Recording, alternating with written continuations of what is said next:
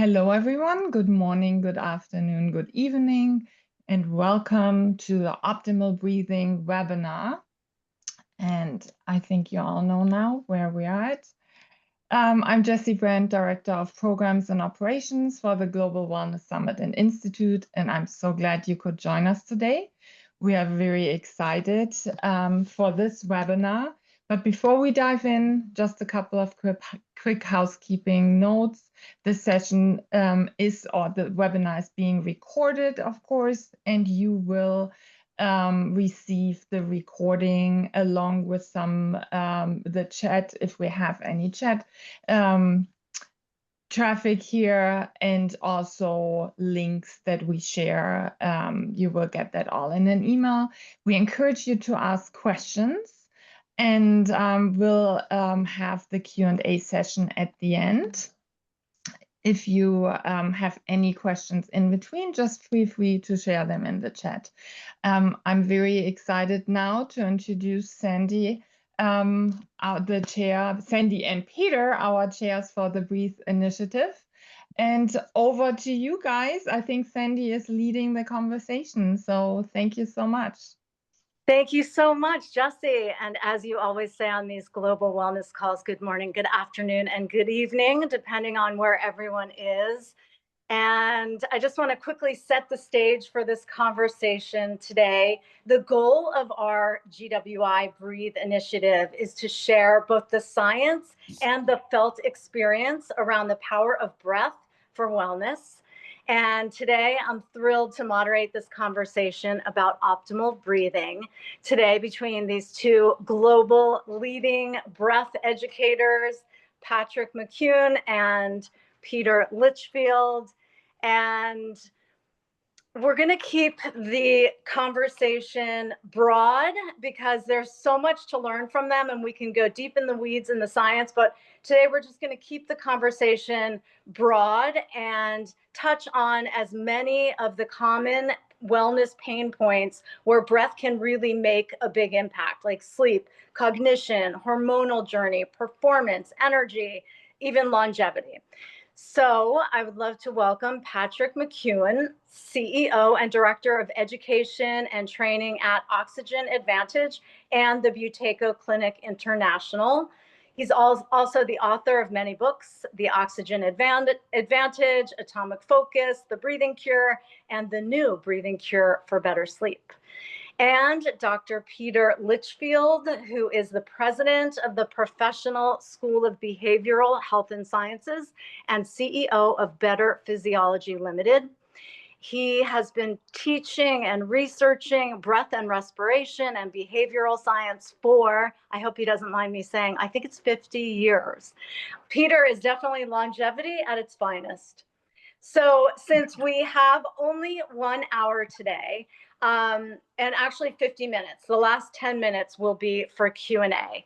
We will start now, and I do have a lot of questions. So Peter and Patrick, let's just try to monitor the time and just get through several questions, because I know when we talk, it's easy just to keep going for hours. So let's begin with the fact that it seems that most people breathe on autopilot, that shallow, rapid chest breath, versus being mindful about how they breathe. So let's start by talking about what is optimal breathing and what's happening physiologically, Patrick, since that's your sort of wheelhouse, and what's happening psychologically, behaviorally, Peter, when people are stuck in this autopilot, shallow, rapid, sympathetic mode of breathing all day.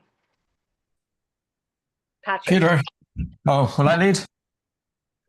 Well, here we are. We're open to each other. I'll step in. Absolutely, go for it, Peter. Now, what is optimal breathing? I mean, that's an important question, and it's not a simple answer.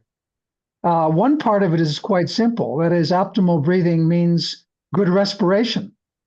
That's for sure. And when respiration is not good, there are all kinds of problems. But then there's another whole aspect of it as well.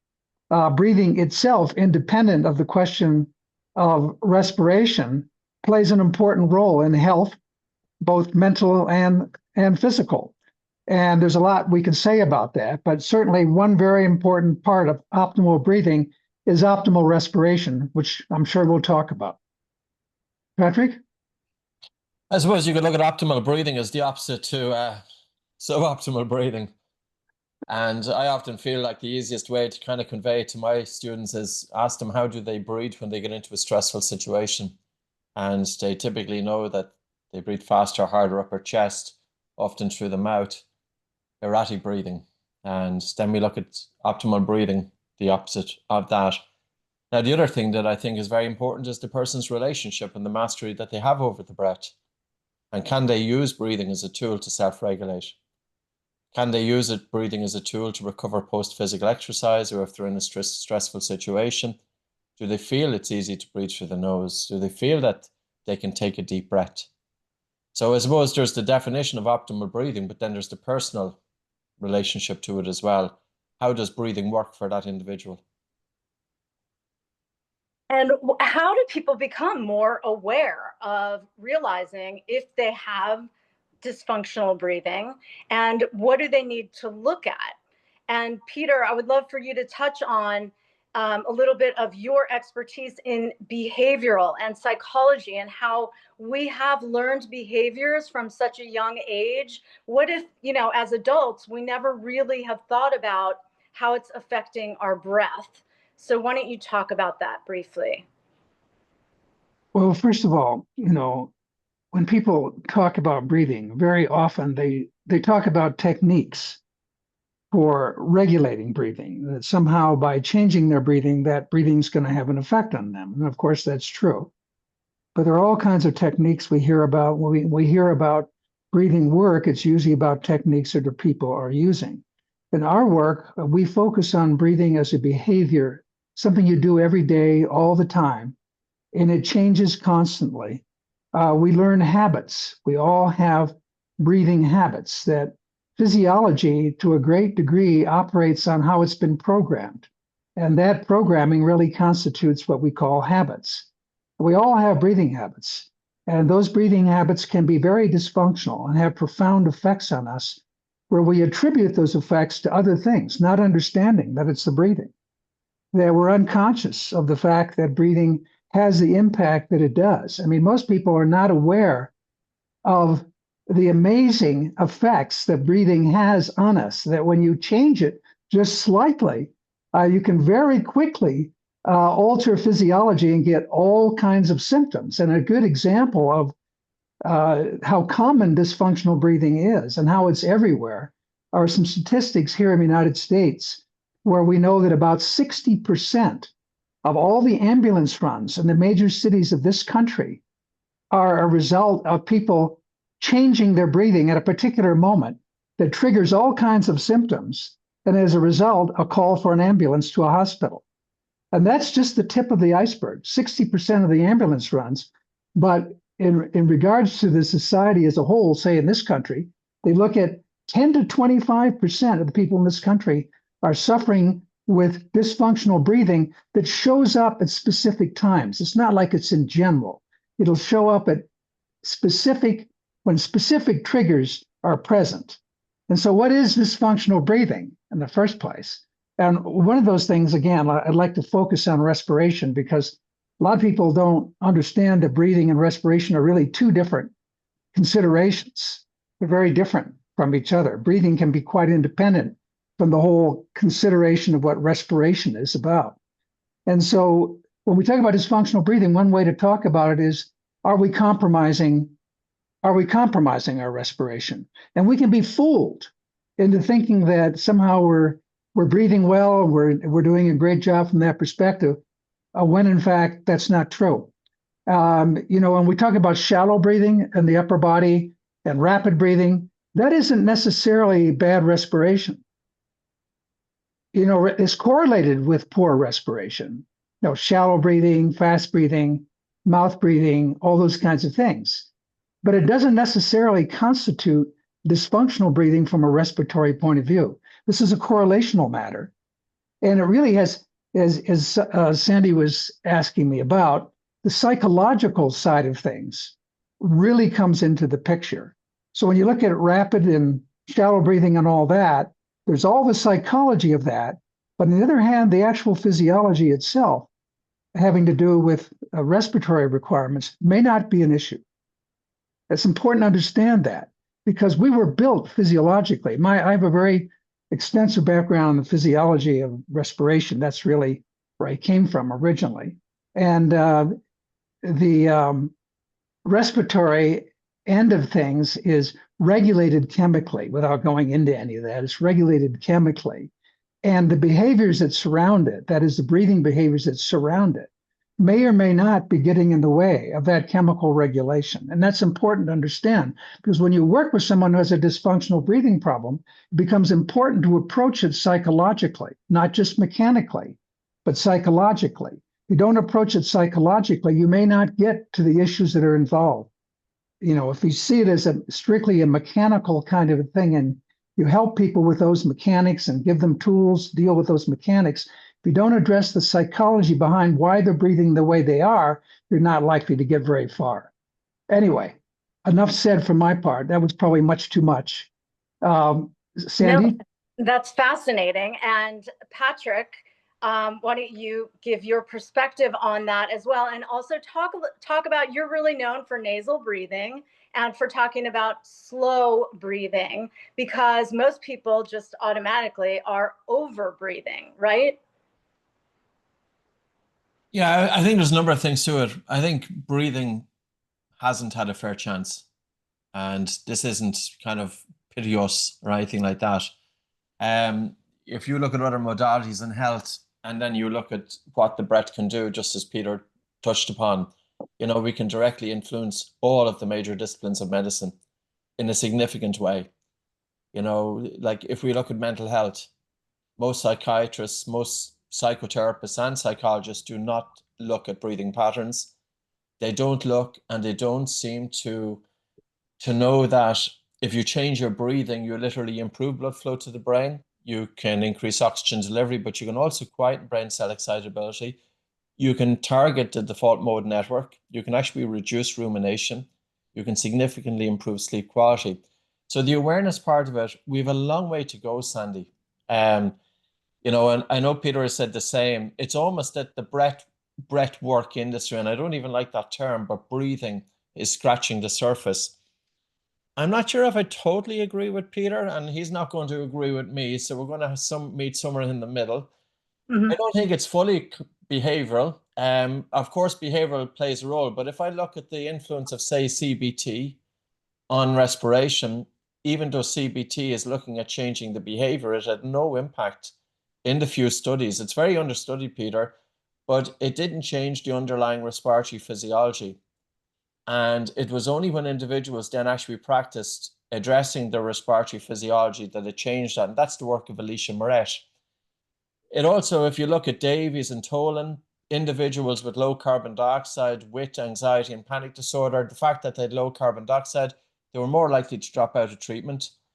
And number two, they had reduced outcomes. And again, this points to the importance of being able to identify and to improve breathing patterns.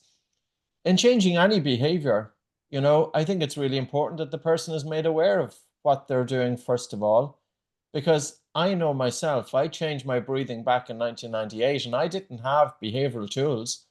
Somebody told me, well, it was a newspaper article, breathe in and out through your nose. And I had the nose and blocking exercise to decongest my nose, and I started getting my mouth closed, and it absolutely changed my life. It completely. And I don't also agree. Sorry, Peter. I'm not picking on you or anything like that. I don't also agree that it's just that breathing happens at different times, because there's so many people with chronic issues as a result of poor underlying breathing patterns, such as brain fog, difficulty concentrating, increased stress levels, poor sleep quality, disproportionate breathlessness during physical exercise. We could even say the impact of poor breathing on pain perception, reducing pain thresholds, headaches, and other things as well. So I agree with everything that you agree with, but I'm just going to contribute those couple of points as well. Well, Patrick said a great deal there. There's so many things that we could talk about. Any one of those things we could spend a lot of time on. And of course, one of the things that gets overlooked, which he was describing, is how amazing breathing really is, how it really has profound effects on us that he was making reference to, that most people have no awareness of.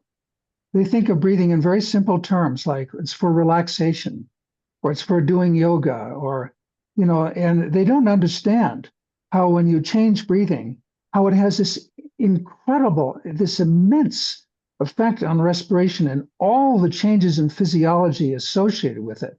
And what's particularly interesting is how they misinterpret those symptoms and they attribute them to something else, including the healthcare providers. They have no idea either.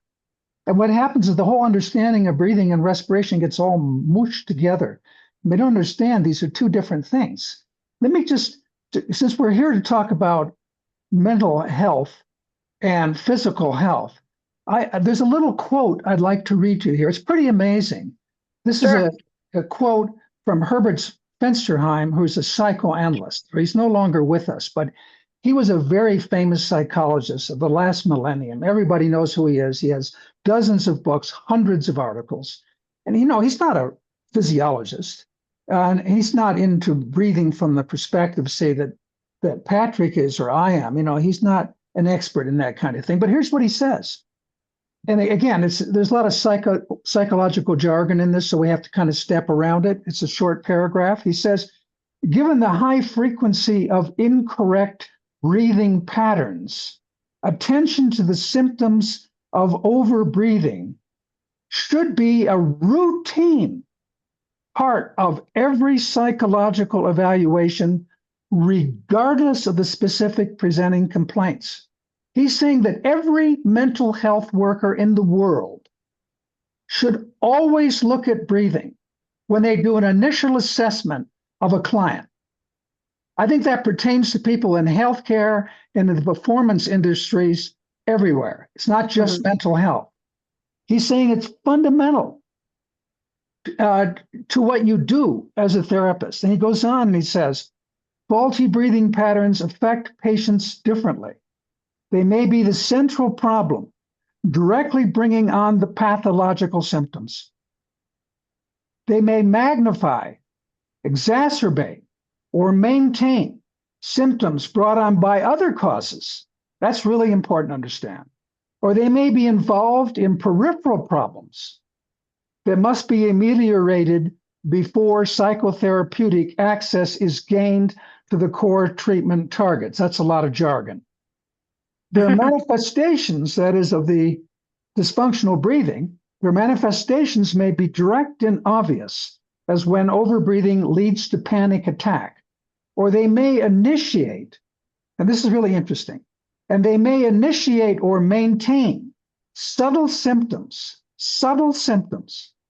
that perpetuate an entire personality disorder.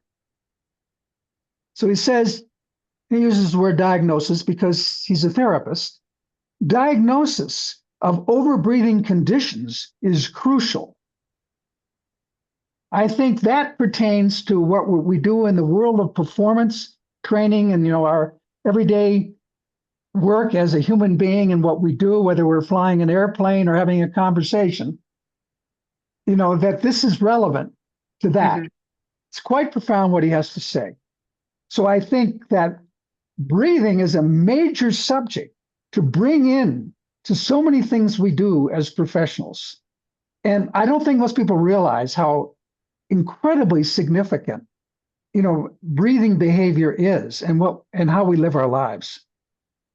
Yes, thank you for sharing that.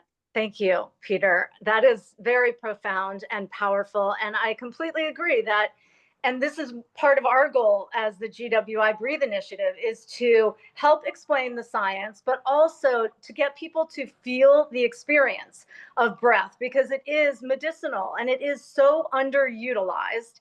I look at it as such a human superpower, and it's free and it's accessible for everybody. And there's both immediate benefits and long-term benefits to being mindful and strategic about the way that you breathe.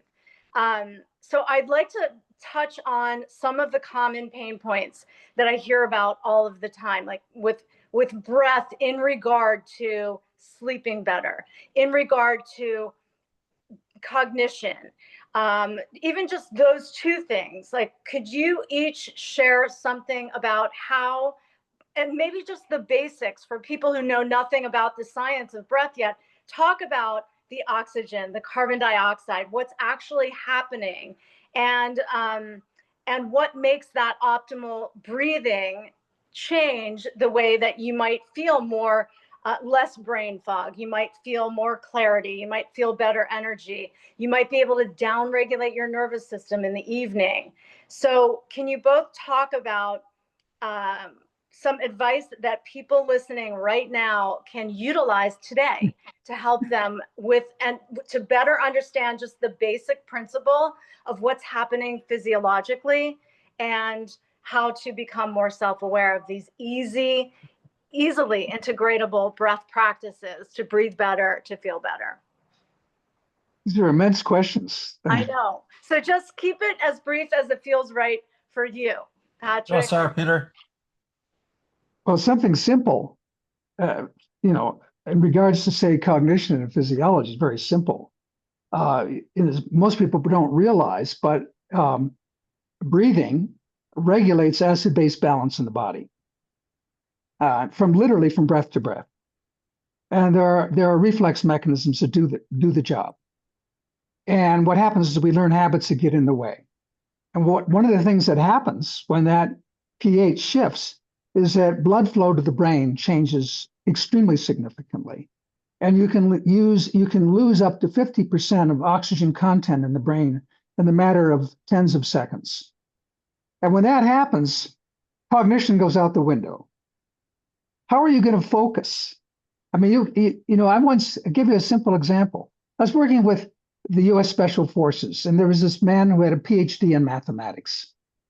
And he was going through our program. And I had him overventilate on purpose, and his CO2 levels went down, reasonably significantly, not real low, but it went down, which then altered the pH of the system. The plasma becomes more alkaline, and the cytoplasm and the red blood cells become more alkaline. You get vasoconstriction, and when the hemoglobin doesn't deliver efficiently the oxygen, you get into trouble.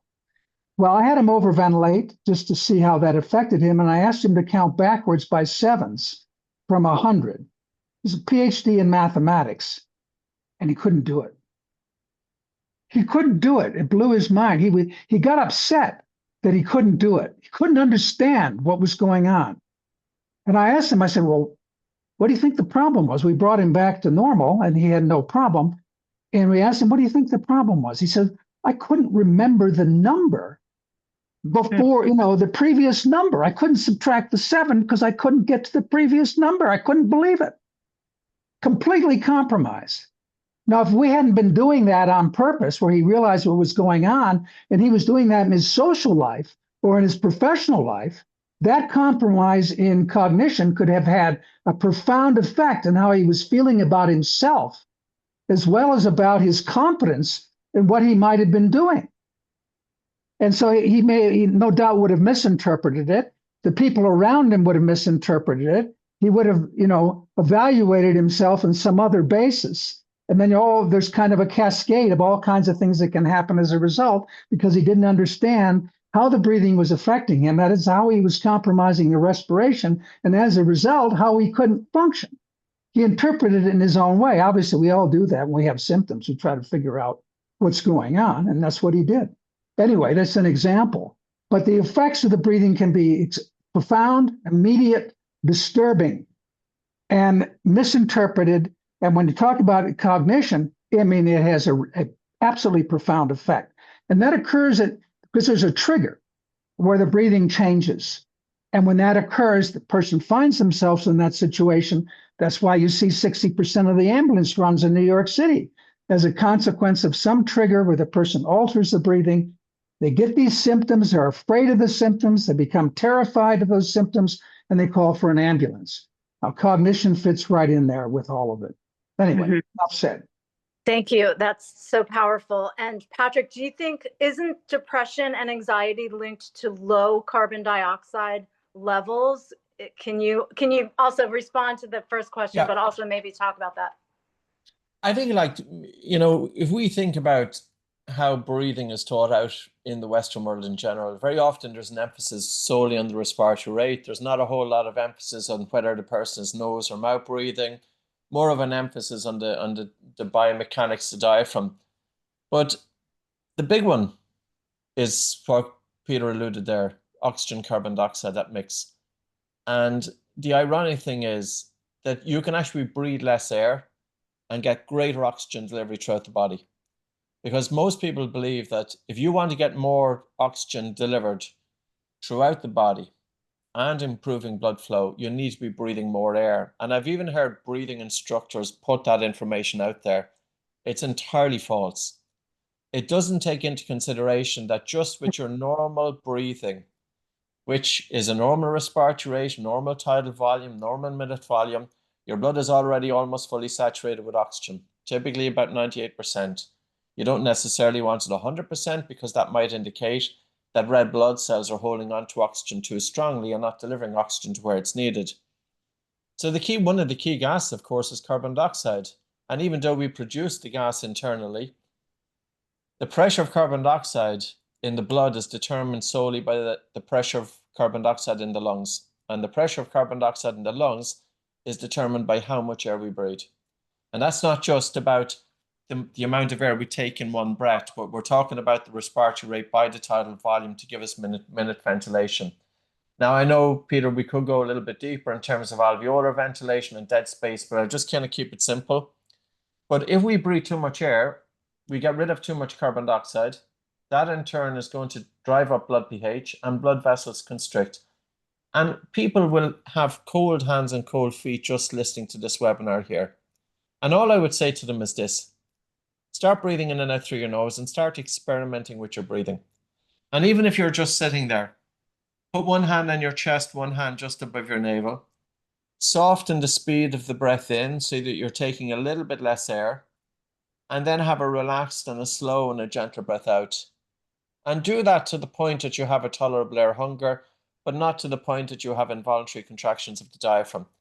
Do that for 2 to 3 minutes and see how your body responds. Do you have increased watery saliva in the mouth? Do you feel calmer? Do you have warmer hands? Now, granted, yes, the air hunger is a primal fear for some people, and if an individual is prone to panic disorder and anxiety, we have to go easy. But there's a benefit there as well, because we can expose them to a controlled sense of air hunger to help desensitize their body's reaction to it, because many people with anxiety and panic disorder, they are terrified of suffocation.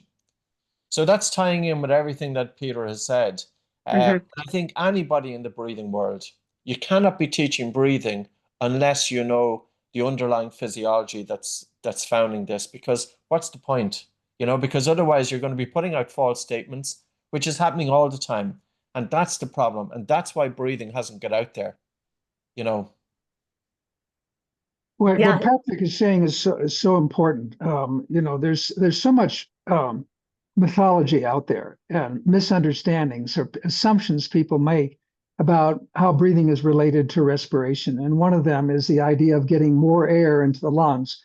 And you can see that everywhere in the breathwork community, let's say, where people are focused on the oxygen, and that's all it is about to them, is getting more air so there's more oxygen, when in fact they're actually getting less oxygen in the final analysis, and all kinds of symptoms to boot along with it. And those symptoms can be misinterpreted. Sometimes people think those symptoms are wonderful things and they're breathing the right way because it makes them feel so disconnected from everything around them, and they experience that in a positive way. Whereas the next person, when they feel disconnected from the environment around them, they start to panic. They have an entirely different learned response to the symptom. And so how people respond to the symptoms are a very important thing that we look at. But anyway, what I like to add, what Patrick was talking about is something that you can do yourself when it comes to breathing and respiration, which I thought was very nice. I could add something to that, which is it's about learning how to allow the breath. And if you focus, for instance, on the exhale, and you allow the breath where it goes out slowly, make it slower and slower, and then it stops, and you become aware of that. Okay, and you focus on you notice how your body is breathing, not how you want to breathe, but how does your body breathe? And so you'll notice that that's slow. And then there's a hesitation. There's a brief time thereafter. Okay. And during that time, there's a reflex. And you can learn to experience that reflex. You can find that reflex. And if you can find it, it builds trust where you can become confident that the breathing will occur and you don't have to do it. There's so much focus on you doing the breathing and knowing how to do it when your body doesn't have to learn how to do it. It already does it. And so if you can become aware of what your body does and just allow it to do what it does on its own and find that reflex in there, that can have a profound effect on you, just locating that reflex. And you may notice in that exhale that you're actually involved. You may find that you're pushing that exhale. You may find that there's emotion at the end of that exhale. There may be air hunger at the end of that exhale. There may be fear. There may be anxiety. There may be apprehension. There may be thoughts that you never even knew were there. And that awareness that he's talking about, Patrick, is fundamental to that. Without that awareness, you're not going to find that. And just allowing and partnering with your body so you understand how it breathes as opposed to how you're breathing can make a big difference in your life. Thank you both so much. Let's talk about, because you touched on this, the Wim Hof method breathing right now is super popular. People are interested and doing the hyperventilation. Can you talk about that for a second? Is it safe for everyone? Are there contraindications? And what's happening in the body with oxygen and carbon dioxide when people are doing the hyperventilating and then the long breath hold? And I don't think that people understand what are the benefits to breath holding. I think people start this Wim Hof method or the practice, but people don't understand what's happening inside, what are the benefits, and what could be the dangers. Yeah, I might take over that. I think my sound was a bit off, but maybe I'm just putting my mic this way, so at least I have to be careful with what I say. I don't want to have a legal letter in the post. I know. So let's look at, say, for example, if you were to take 30 full deep breaths in and out, whether it's through your nose or mouth, you're going to blow off a lot of carbon dioxide because you're removing it from the body through the lungs. You're breathing it out into the atmosphere. So carbon dioxide is going to lower in the lungs, and as a result, it's going to lower in the blood leaving the lungs. And this is going to drive up blood pH. There's reduced blood flow to the brain, there's reduced oxygen delivery to the brain, and also because of the reduced blood pH, there's increased brain cell excitability. So there is altered states of consciousness. And just as Peter alluded to, there is a significant reduction of blood flow in the brain. So not just cerebral blood flow, but also blood volume reduces. Now, people feel euphoric. So they do feel that there's something really happening there. And then after that, they breathe out and they hold their breath, and they hold their breath maybe until a moderate air hunger, but it could be 2-3 minutes. I've heard 4 minutes.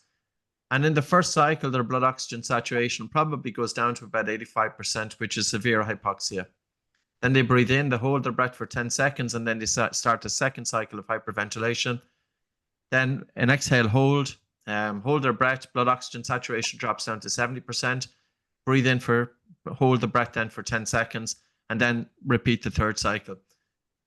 Because there's such a depletion of carbon dioxide, it's easy to hold the breath because the alarm to breathe is depleted. And the individual doesn't feel a signal to breathe because the primary signal to breathe is carbon dioxide. It's not oxygen. So when you deplete the driver to breathe, the alarm to breathe, you can hold your breath for a long time. The problem with holding the breath for a long time is that it gives sufficient time for oxygen to lower. So during the long breath hold, your cells continue to extract oxygen from the blood, but you're not replenishing it because you've stopped breathing. Now, there's a point at which there's a safety mechanism of the brain that you pass out when your blood oxygen saturation goes below 60%. That's not there for the fun of it. That's not there for no reason. And I've heard of countless individuals practicing techniques on land, And it does seem to be in a way accepted that if the individual passes out, it's okay. And they'll get a couple of little slaps to the face just to help them bring them back. Like I, as a breathing technique or as an instructor, I do not want to go there. I do not go there and I will not go there. And the reason being is because we don't know what's the long-term impact of that happening in the brain. Now, I've also had a couple of people that have sent us in emails. And also I was doing a book signing in Copenhagen a few years ago. And one woman came up to me, she was 62 years of age. And she told me, she says, Patrick, she came up to get a book signed. She says, Patrick, she says, I had a stroke and I think it was because of a breathing technique I was doing. And I asked her, what was it? It was hyperventilation and long breath holds. Now, you know, there's a point at which a good stress becomes a bad stress. And we always have to tailor breathing exercise according to state of health, to age, and also to the underlying breathing pattern. And even if you have somebody with poor breathing, if you get that individual to hyperventilate and their CO2 goes quite low, there's a delayed recovery with that individual. And the symptoms that they can experience are different as well. You know, I know that people are getting a lot out of it. I don't want to throw it out altogether. It's like physical exercise. You know, you can be sprinting. Sprinting is good. It suits some people. The Wim Hof method is a sprint. Some people need to walk. Some people need some people need to crawl. Some people need to walk and some people need to run. So it's not a criticism. I think it's more really to bring an alertness to it. You know, and I think people who are practicing it should be open-minded as well. I will say that, Sandy, because I know that genuinely, if I had mentioned anything like that on social media, there's a backlash. There should never be a backlash because of individuals who are already in the breathing world when they say something, because we don't know. And why take a risk? You know, the benefits are small relative to the risk in that instance. Thank you. I'd like to add to that a little bit. Sure. First of all, I'd just like to mention as a side note here is that using the word hyperventilation, often, I don't like to use the word because of the connotations that it has. That often people think, well, it's somebody who's breathing fast and they're breathing panicky and they're hyperventilating. And I find people who won't even agree that they are hyperventilating. Say, I don't hyperventilate, you know, it's a negative thing, you know, only neurotic people hyperventilate or something. When in fact, hyperventilation is extremely common, and you can be hyperventilating at 6 breaths per minute. You can hyperventilate at 4 breaths per minute. I had someone demonstrate to me they were hyperventilating at 2 breaths per minute. So what does hyperventilation mean? It means it's about minute volume, and the minute volume is too great. And there are various ways to create it, and you can create it. Certain individuals can do it with 2 breaths per minute. They move too much air per minute. The CO2 level drops.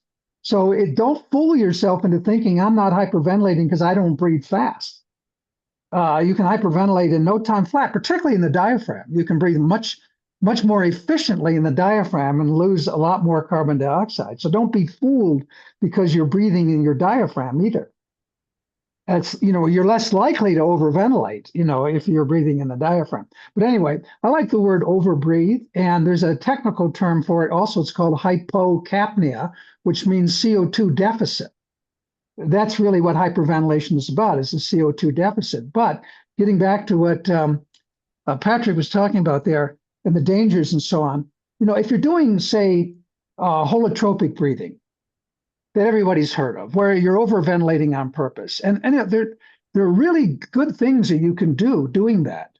But what's important, I think, is to, first of all, your clients need to know that that's what you're doing. You need to inform the people, if you're doing that kind of breathing with someone, that they will be compromising their respiration. They need to know that. And it may be that it's contraindicated because they just had a heart attack, or they may have some other organic issue and you just don't want to go there. And then the next thing is, a lot of times when you give instructions to overventilate, say in holotropic breathing, the person may not be overbreathing. You may think they are, but they may be breathing in the anatomical dead space and they're really not overbreathing. and then other people who overbreathe to an extreme. I mean, they're really in bad shape, and other people in between.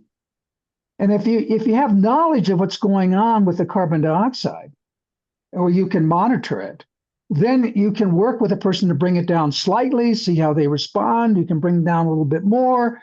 And what's really important is that people can get back, because if they're overventilating, as Patrick says, it takes time to get back. You're not going to get back in the next breath. And you have all these symptoms. And what we find is a lot of people get trapped in this overbreathing. They get trapped in it and they can't stop doing it. So you've walked the person into it, doing your holotropic breathing. And then when they go home, they're still in a hypocapnic state. They're still in a low CO2 state.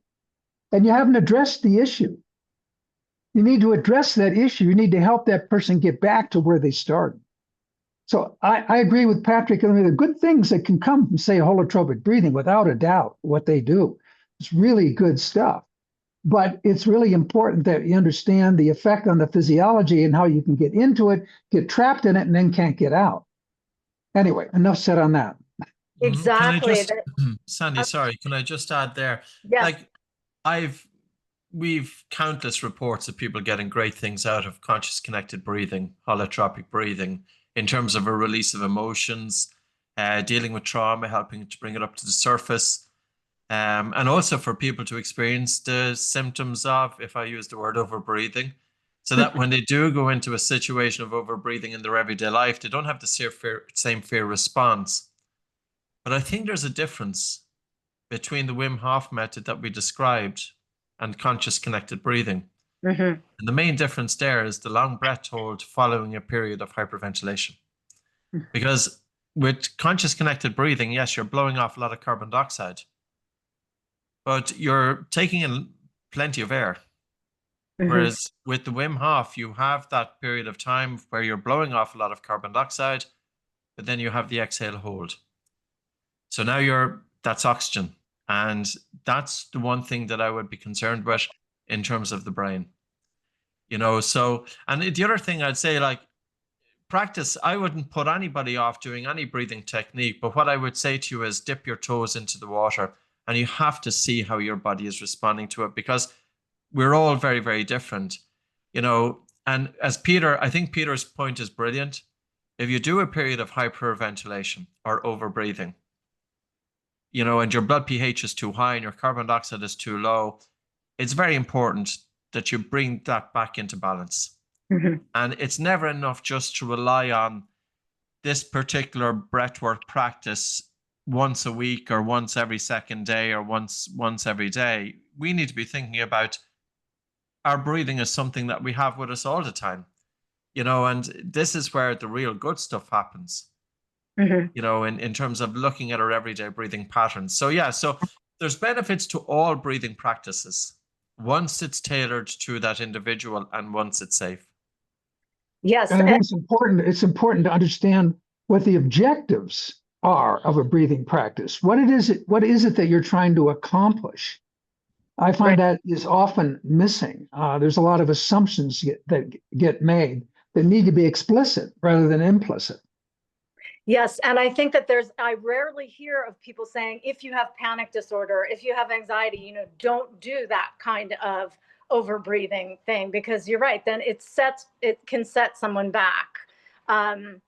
So we have about 5 minutes left before the Q&A, and I would love to talk about sleep, because sleep is such a key pillar of well-being. Patrick, talk about your new book, The Breathing Cure for Better Sleep. And then I'd love to hear from both of you about how to help people downregulate the nervous system and to sleep better, because I think sleep is a major issue for so many people. Yeah, my new book is The Breathing Cure for Better Sleep, and I think it's out in the US. I think it actually came out yesterday or the day before, the 2nd of September. It's in Europe. Fundamentally, your everyday breathing pattern is going to influence your breathing during sleep. If you have your mouth opened, and if you do have a habit of breathing faster and harder into the upper chest, that same breathing pattern in sleep is not ideal. The tongue is going to be in a low resting posture, your lower jaw is falling back, and your airway is getting smaller. And the airway I'm talking about is literally the throat, where the mouth meets the back of the throat, and also where the nose meets the back of the throat. We don't want that narrow. We don't want that the size of a pen, or even smaller, narrower than that, because then there's a resistance to breathing. It's difficulty drawing air into the lungs. Not enough oxygen gets in. The airway can collapse altogether. That in turn is going to drop oxygen. The individual stops breathing. And of course, then the brain arouses the person out of deep sleep. So they don't get enough of stage 3 sleep, and they're spending a lot of time in light sleep, and they're waking up feeling very, very unrefreshed. They're not able to function. But the other thing is the increased sympathetic drive with that. So I suppose when we look at the anatomy, we're talking about snoring. We're talking about upper airway resistance syndrome. Breathing for women is totally different. Women have been the forgotten gender when it comes to sleep because their breathing is quite subtle. So if a female,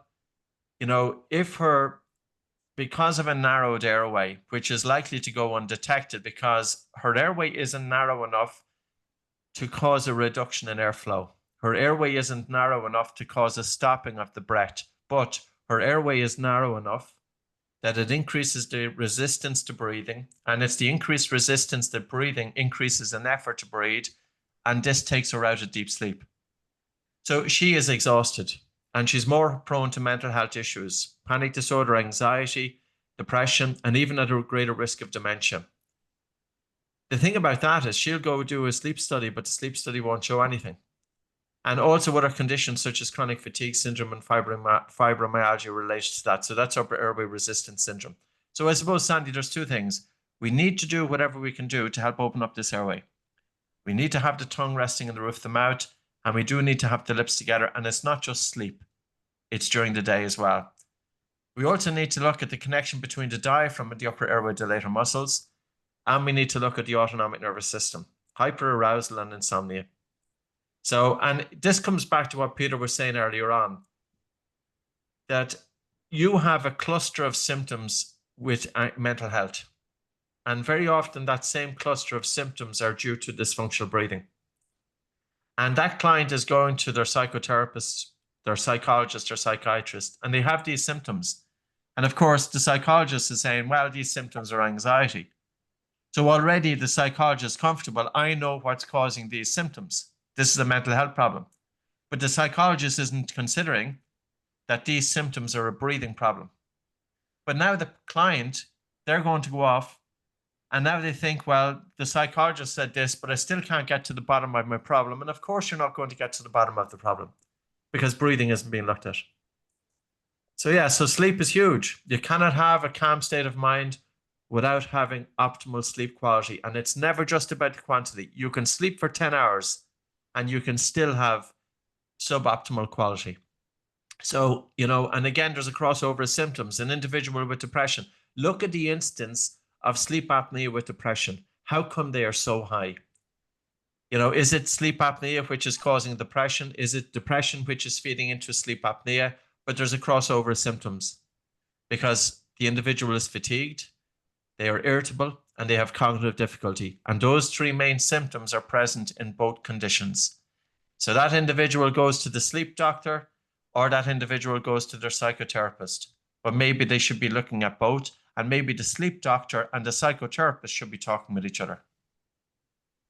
And can you just talk briefly about how parents can help if a child is constantly waking up, just feeling tired and low energy and all of that? Like, what should parents be looking for to see if their child is having issues with breathing during sleep? Is that to me, Sandy? Sure. It's you. Like, number one is we should never hear a child breathing during sleep. Children get away with nothing. A man gets away with a bit because a man's breathing can be very noticeable. He's snoring heavily and he stops breathing. Yes, there's a problem. It's identified.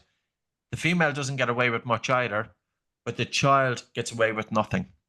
Because even if there's any resistance to their breathing during sleep, and if that child then experiences sleep fragmentation, and all it means is that they're being brought out of deep sleep, the problem with that is it's impacting brain development.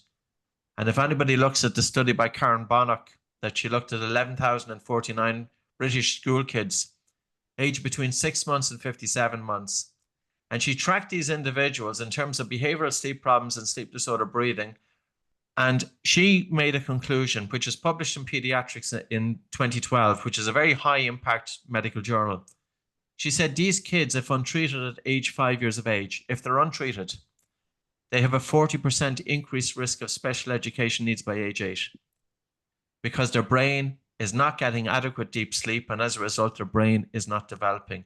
But these kids, in the main, nobody's picking up on it. They can be heavy breathing, they can be snoring, they can have their mouth open, and even if they stop breathing for just 2 breaths, that's one apnea. And all they have to have is one of those per hour of sleep. It's not like an adult. So it's totally overlooked, unfortunately. So there's a lot of kids suffering. And this isn't just about childhood. This is carrying on that child for the rest of their life, you know. So sleep really needs a wake-up call. But so does mental health. Yeah, it's so true. And pediatricians don't ever address the breath for this. And neither and I will make the point, sorry to cut across you. You know, the gold standard of treatment is to remove the adenoids and tonsils, and the efficacy of it was looked at in 2010. It's published in the American Journal of Respiratory and Critical Care Medicine. They looked at 578 kids who had their adenoids and tonsils removed. Only 27% of the children had their sleep apnea cured. 73% continued to have sleep apnea post-surgery. And that efficacy was looked at just in 2010. But there's never any follow-up with these kids, whether they are nose breathing or mouth breathing post-surgery. You can't just remove the adenoids and tonsils. And they serve a purpose as well. You know, you can't just willy-nilly. I'm not saying it's willy-nilly. Of course, you want to address sleep. But if you are going to do a procedure like that, you have to ensure that the child is breathing in and out through their nose post-surgery. And that doesn't seem to happen. What he's saying, it happens so much, you know. An example would be a colleague of mine. She's a physiotherapist. She owns 5 physiotherapy clinics. And there was a referral made to her by a neurosurgeon. And he wondered whether this person had been scheduled for surgery for a stenosis situation in the upper back and the neck. And the person had had an accident and had been through surgery before. And so now they were talking about surgery again because of a whole number of symptoms this woman was dealing with. And so this physician asked my friend Denise to do an evaluation. And so she did the standard kind of an evaluation where you have the person move their head back and their neck, and then because that really closes up the canal and puts pressure on the spinal cord and so on, and there's pain associated with that. And so she was doing this testing, and she found that in doing the test, she was getting exactly the symptoms that the physician had been talking about, that everything was normal while the person was sitting, and then as they leaned back, these symptoms would come on, and then they would come forward and the symptoms would go away. Well, as it turned out, to make a long story short, she measured carbon dioxide change in the patient, sitting there and then leaning back and then coming forward. And all of those symptoms, without going into the details of how she did everything, virtually all of those symptoms, which is amazing, were brought on by the lower level of carbon dioxide. Had nothing to do with the problem in the neck, nothing.